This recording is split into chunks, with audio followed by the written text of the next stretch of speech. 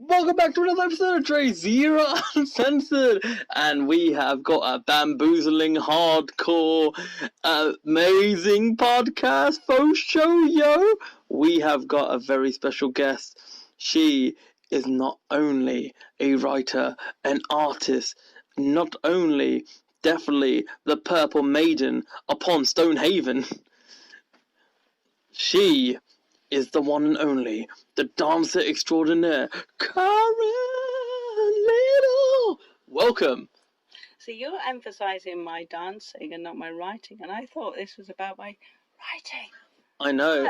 Clearly I'm a dancer because you can see me like performing, like, you know, because I get bored quite easily. However, I thought I'd reincarnated from dancer into artist into writer, but feel free to take me back. Well. Warp me back. Okay. DrayZera Uncensored, bringing you interviews, hot topics, and my uncensored opinion. Subscribe to DrayZera for all things podcasts, vlogs, spoken word videos, and so much more. Why would you go anywhere else?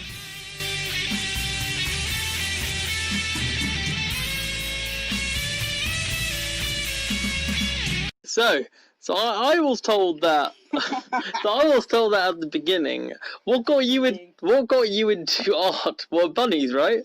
No, I was killed, and I had to do art just to like reincarnate myself. So when you were younger, you drew bunnies for art, didn't you? I'm taking a piss out of you because once again technology has wiped out my words, and I'm supposed to say the same thing. I'm not going to say the same thing ever again. I've told you about bunnies. It's gone. We've moved. We've moved on from bunnies. I've killed the bunnies. The bunnies have been killed. Move past so move past bunnies. Move past the bunnies. Thank you, my dear. We're moving past the bunnies now into school. Now, from school, what happened? From school or during school? Both. You have to be very specific. No, you have to be specific. All right. Sorry. There's a lot of stuff that was in school. During school. And it's all a long time ago because, you know, we're talking like way back. You just stood on my dog's squeaky toy, and that wasn't me, like.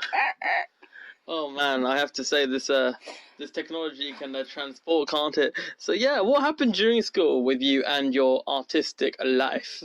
Oh, well, that's actually quite a good question. So I'm prepared to go with that.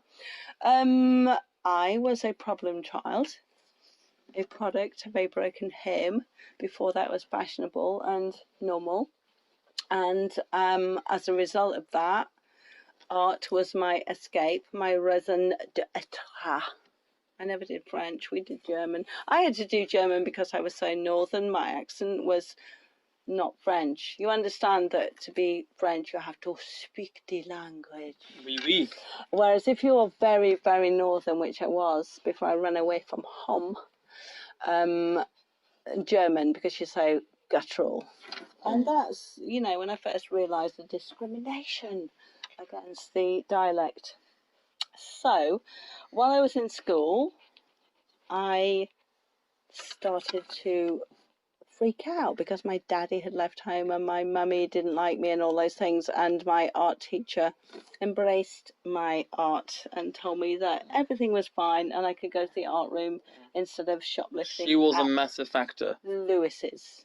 Was she a massive factor? No, she wasn't a massive factor. She was a male called Mr. Grundy. My art teacher. Why do you think my art teacher was female? That was my mistake. Then again, I'm not assuming genders. Could have been non-binary. No. It wasn't invented. It wasn't labelled. We didn't have all that shit. He was very beardy and blokey, and I didn't have a daddy, so he was perfect. And there were only 2 males in my school, and one of them was Mr. Grundy and one was some other person who I actually did a pot up. Do you want to know what happened? I did a pot because they were making us do thumb pots when I was like 11, and I was like very creative already. So I thought, oh no, I'm going to make like a, you know, like a money box thing with all features and stuff. And they would not put it in the kiln because I did not make a thumb pot. Thus, I had to like smash the kiln and pour things in, and that was my first detention. So there you go. The first of many. The first of every Tuesday. Actually, every Tuesday was a screwball from the local ding-a-ling-a-linger ice creamy, followed by a detention. That is absolutely. So that's my school, actually. That is my. You can count that like the 70s were basically screwballs with a bit of bubbly at the bottom, detentions and detentions, and then I left home. So it was all okay. At what point did you, the way I think of it is, at what point did you want to put your art to the next level? At what point did you want to have your art as, say, a career, as a means of getting that moolah? That moolah. Moolah. Well, I ran away to London when I was 16 because I wanted to marry Kate Bush. And at that point, I wasn't really about art because I had stopped doing art because evil stepfather, couldn't stay at home. Art Foundation, you had to stay at home for another year, couldn't do it, wasn't going to happen. So I ran away to London, met Kate Bush. Let us be clear about this, met Kate Bush. And she told me about London Contemporary Dance School. So instead of doing art, I went to London Contemporary Dance School, became a dancer, and later joined a dance theatre company, doing dance, and only later went back to art. And so I went to Camberwell. I get into places. I got into Camberwell School of Art and did sculpture. Way down the line, I went back to what I'd first done. Nice. See that little. Yeah, That was a contemporary move. That was very contemporary. That was definitely contemporary. I mean, for all those that cannot see you, through my screen, I could definitely see you doing the marvelous waltzing going down. So tell me, going back a little bit, in terms of Kate Bush, how did you and Kate Bush get connected? Because when I first ran away from home to London, and in the Brahms and Liszt, I met a person, a male, who was the art director of Honey magazine and 90 magazine, and said, "Oh, look at you, are so lovely. You should be a model." Which really I shouldn't have been. And they take test shots, and then after a series of days they decide whether or not to use you in the magazine. So I went back to his home, met his wife, stayed there in Maida as a 16-year-old, 3 days in London, having lived on Euston Station and with some policemen and all that. You literally stayed in the train station. I got thrown off at 4 o'clock, and the policeman went home on his moped and brought his car and took me back to his place. Is what happened. Is that legal? It was in 1979, I think. I doubt, if anything, that I did in 1979 is illegal. It's illegal now. It's everything I've done now. So from meeting Kate Bush and going through the dance auditions, what made you? Because you had like quite a few choices to make. What made you decide art in the end? From that point of life. In doing dance, when we were like performing in all sorts of venues, and I started like deciding how I would create space and what I would put in there, and I did feel that I wanted to be an installation artist, and because of my dance and my experience and stuff like that, Camberwell thought that was fantastic.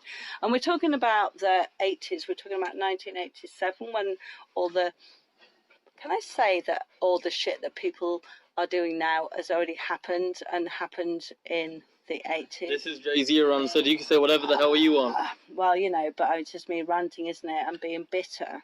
But at that time, it was all new, doing things. And so, as a result of that, I decided to audition for Camberwell School of Art. I mean, it's not an audition, it's not like dance, is it? What do you call it? What do you call it when you turn up with all your art and then they go, yeah, that's whatever? An audition. It's not an audition, that's when you dance. It's a Yeah, anyway. Yeah, I was living in a squat at the time. Clearly, you were allowed to do that at that point before it became a criminal offence. And this is why I would like to say that actually the reason that I'm alive today is because you could squat. If that's going to die, don't... No, it doesn't die. Okay, that's good. So I decided to get my portfolio together, and I did it in 2 weekends. Meanwhile, one of those weekends, because I was working in between as a life model, so I could survive, an armed robber turned up and knocked on my window. And luckily for me, because I'm a complete bitch, I told him to go fuck off. And so he went upstairs and armed robberied the people above. So I just got on and made my portfolio like really pretty and stuff.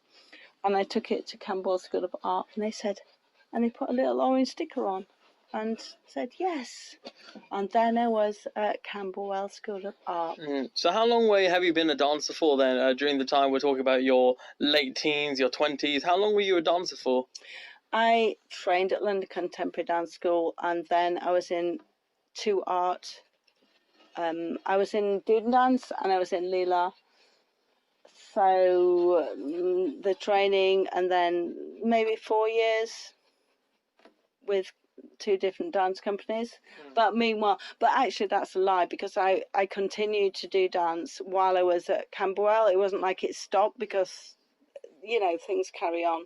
And I had a son in between in my 2nd year, and then I had a girlfriend, and then I carried on dancing and stuff like that. So I'm not good at numbers. So various years. So, and with your dance, I think you told me off air that you went around the world. You went to different parts of the world with the dance company, didn't you? I have. Oh, I wouldn't say the world with that. I've been around the world with people. Right. But I've only been around Europe with dance Europe, companies. my bad. Yep. No, well, I don't mind exaggeration, but I'm not going to exaggerate. Yeah. So I went around Europe with both dance and art. I am internationally, my internationality, my whatever I do is international. Nice. It's nice, isn't it? It's pretty, and I had lots of fun.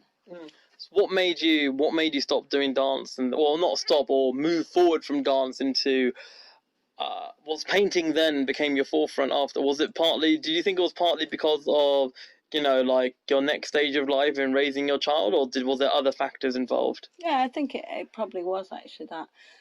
I was quite selfish for a while, and then after a while you stop being selfish. But also, while I was doing the dance thing, I'd started to appreciate like space and where things go, and to be honest, the dancing came out of my love for Kate Bush and people like that. And I don't think I am Kate Bush, but I did when I was 14, and clearly I'm not.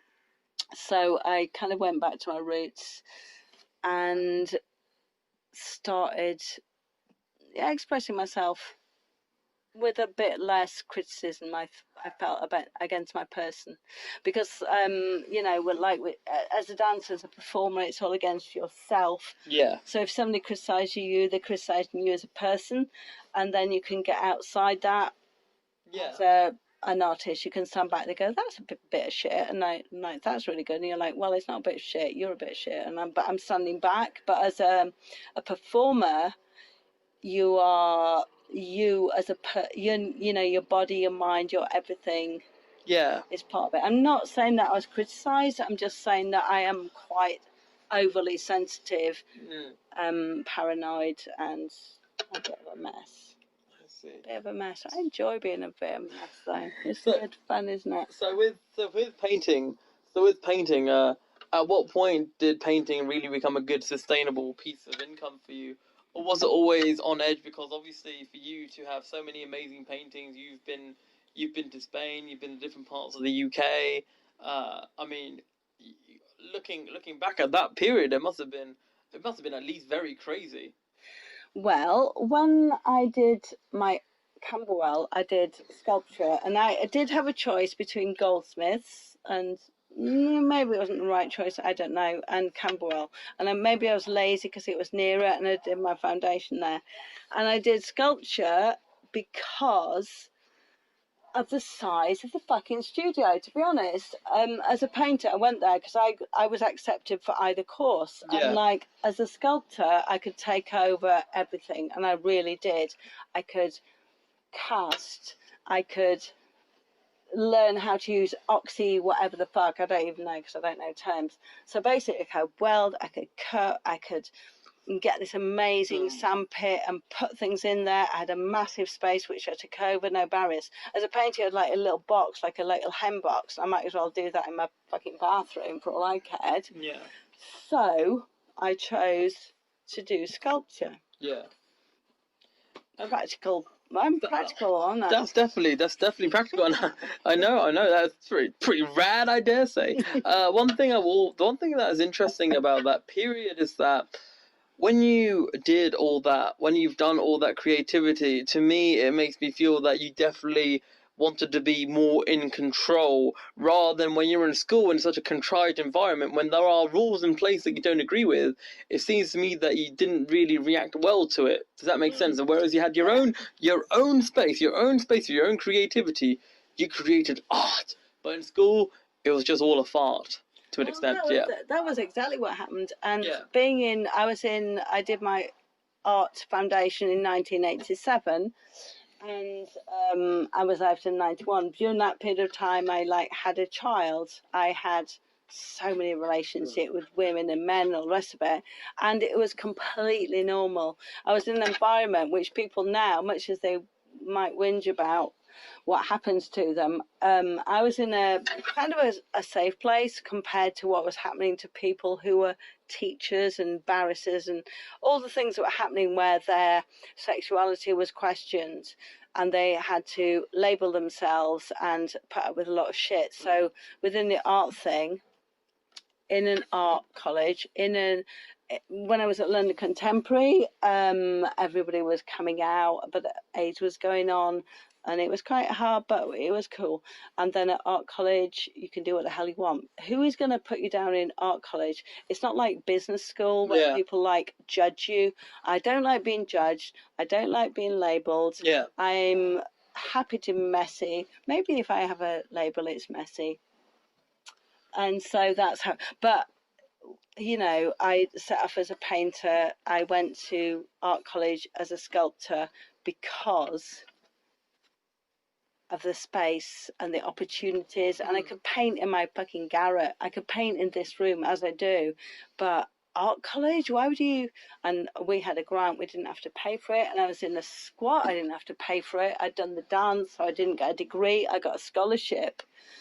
So why would I be a painter in a little box? No, I will do all those things. I will have a bandsaw and that saw, and I will do all those things. And interestingly, cause we will move on to your writing in a bit, but on that point, I just want to ask,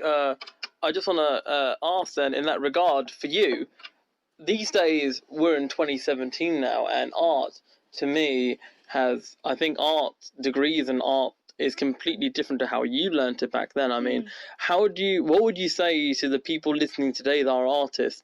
And in comparison to you, it seems to me, for me, you had far more freedom back in those days, whereas I'd say today, it seems to be that the way that art is being taught today is still quite contrived, like your school days.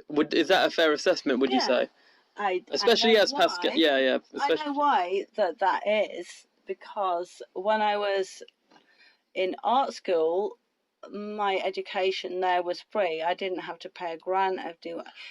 My education was free. And the government seemed very distant. The government, whoever the government is, were distant. Yeah, the Conservatives back in those days. Yeah, and I taught. I have taught for 7 years, much as I'm a free spirit in my head. I have taught in institutions, art colleges, and realised that the government is one step ahead, so you have to prove stuff. I was the only maverick. When I was teaching for 7 years, I was literally told by the head of school, we can have one maverick. You are that maverick. Because I do think that I inspire people, because I love people that have been shat on. I was shat on. I love people who are shat on. And a lot of teachers, a lot of tutors prefer to take on board the people who are proving themselves, who are neat. Very often neat girls, actually. Yeah. And are going to get the grades and already got the grades and whatever. I don't know their background. I'm not claiming to know their background. But when I was teaching, I was the one person who taught within my art college, Yeah. you know, young heroin addicts from the streets. I went there and that was like in my spare time, but it was connected to the college. And because what they were saying was important, but they were like dismissed. Only 2 of them managed to move up the scale to the art college, but 2 people, even 2 people, is like massive, isn't it? To me, that is like quite a massive thing. You've essentially changed people's lives with that, and At giving them the least confidence. 2 people who, instead of like shooting up every single night, managed to move, and then like I you know, and there are a couple of people that I'm still in contact with who say, you know, that I've done that. That's like amazing, isn't it? Yeah. That's like being like a doctor, which I could never do because I can't do doctor things. Yeah. Indeed, that's pretty awesome. So yeah, so we're moving on to that, and then once your child had become an adult, and then soon after that, you started the whole writing. You started writing books. You've got 60 pieces of poetry that is in various publications around the world, international, worldwide, and yeah, so. And of course, the main hem upon the stem, upon our creme brulee, is your book. Tell us about your trilogy, your book. Tell us about the crown jewel, the epicenter of the life of Caron. Yeah. So I started writing the book that became Filled with Ghosts without knowing that I was writing, because I was writing in order. So I got dragged back from Spain, where I was happily for 6 years living by my art, which has never happened in England, and this is the point. In Spain, which I went a year on the coast teaching English international students, I moved to the deepest, darkest Cerrato in Andalusia, but there's like Casa de Culturas there, so like whereas we have libraries that are all closing down, and they are all closing down, over there, like, so my stuff was being shown far left and right, and I was living on the work that I was selling in those Casa de Culturas, and 2, the kindness of people who can't imagine accruing things if some other person is dying in a ditch. And that's not very English, is it? You know? I mean, so that's a very Spanish thing. There's a lack of camaraderie within this country, I'd feel. I mean, I think people in this country think that if they get something, then good for them, and if they don't get something and somebody else is getting it, then it's taking their oxygen.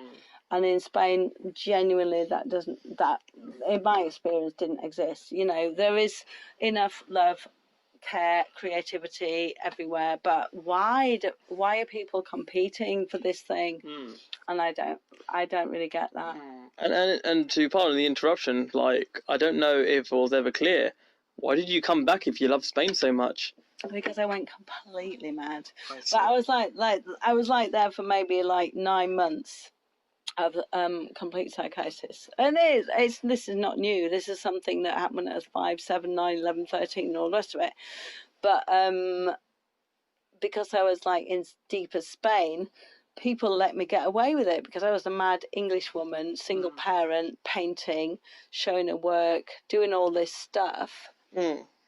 So nobody's going to like section me. You know, I'm throwing up my clothes and my son's like, whatever. And they're like, oh, she's a mad English woman. So, yeah.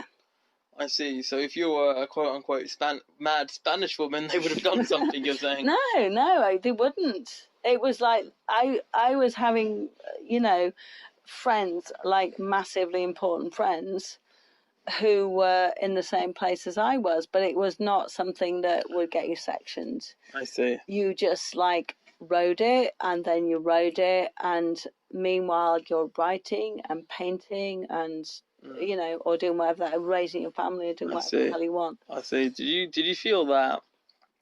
Was the madness in terms of the living conditions that you were succumbing to in Spain, which, of course, is linked to your book, of course, or was it to do with, were you at all homesick? Because I feel that you've travelled so much. What is home? What is home then? You know what I mean? I was not homesick, honestly.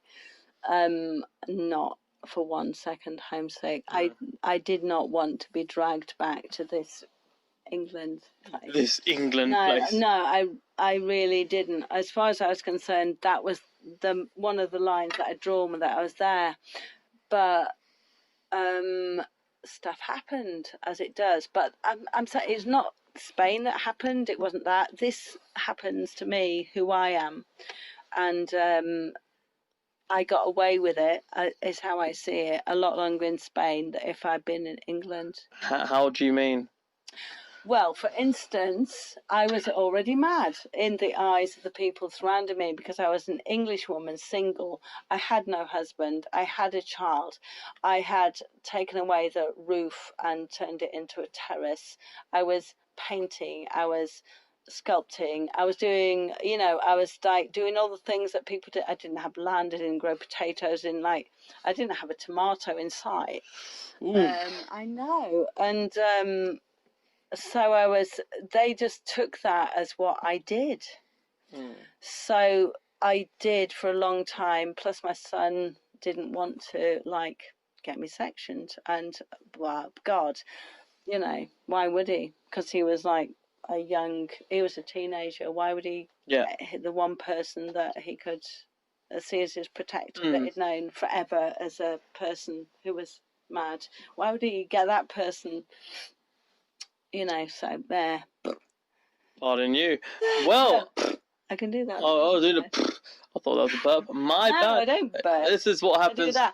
This is what happens when fuck it. This is what happens when we're only in audio, people. Now, anyway, so let me just ask you this. Let me ask you this then. So, with your book. Which book? The first book? We're talking about the trilogy in general. We're talking about the trilogy in general. The trilogy in general. So, with the trilogy. Is the trilogy essentially the life of Karen Little, but done in such an amazing storyboard way? Like, tell people more about the book, because this is your flaw. Because what you've said in the past you said in the past 25 or so minutes previous to this. You have talked about such incredible, crazy things, from all the substances you've had, the squat, crashing with police officers, chilling out with Kate Bush, you know, being in the biggest dance associations in the country, if not the world, all that kind of stuff. And yeah, they're going to see bits and pieces of all that excellence in the book, aren't they? Well, they are, unless they don't understand it. Because when I was dragged back from Spain, it was literally dragging back. I thought I was here for a week. I thought that I was going to go back. Who dragged you back? My family. Okay. But after months of whatever, because you know, if you're psychotic, you smash phones, you smash whatever.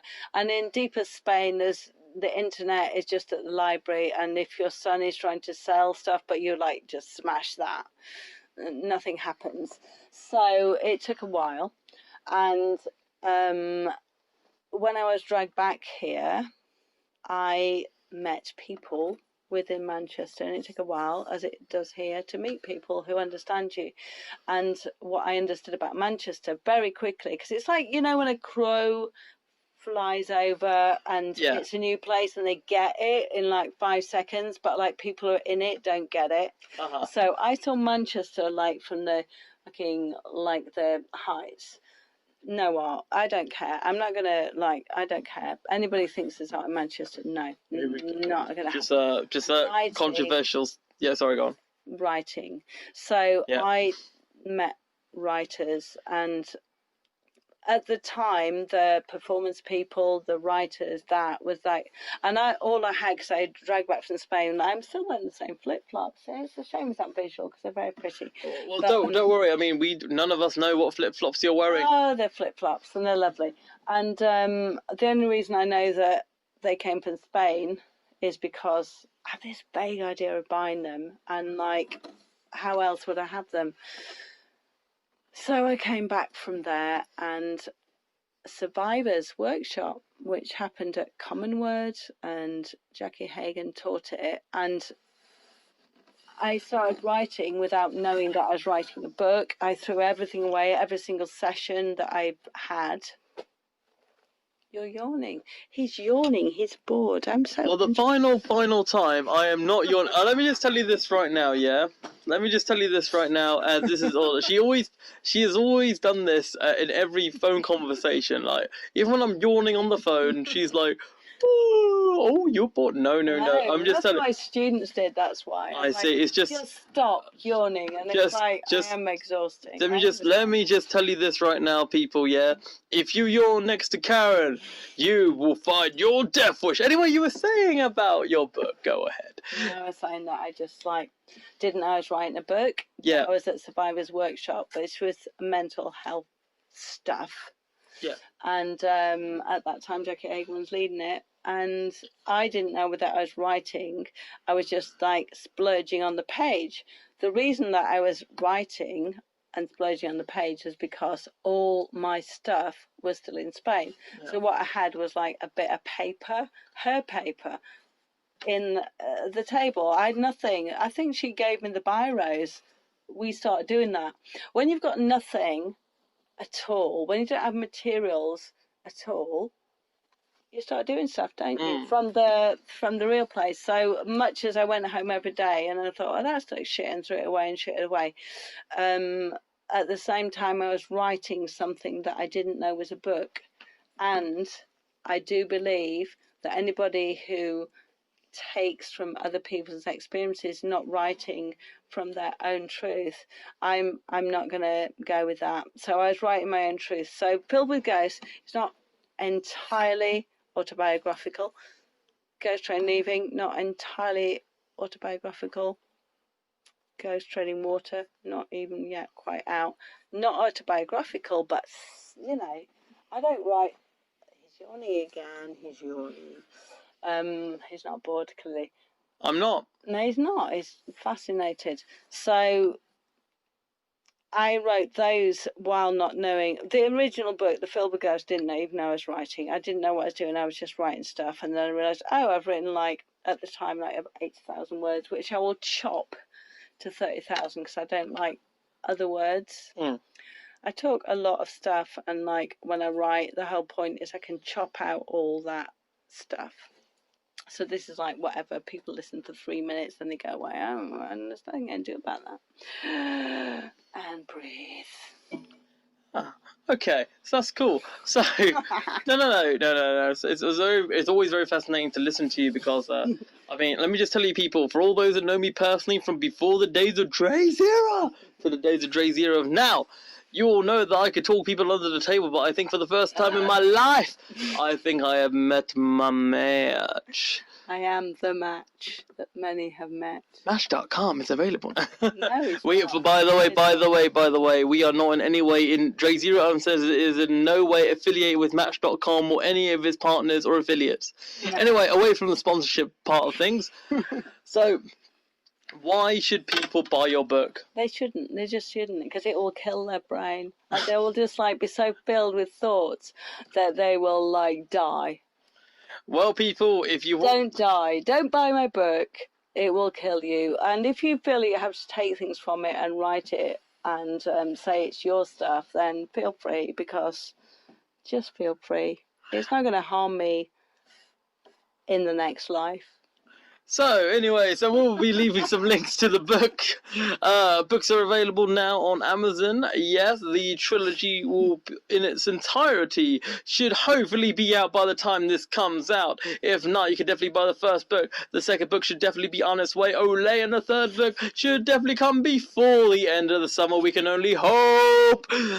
So, yeah, so tell me, as you are an inspiring person that inspires people from generations above and generations below, so we can close this off with aplomb. Oh, yo, what do you want to give advice to any young aspiring artists from the dance background, the writing background, the art background, because you have fingers in all them holes?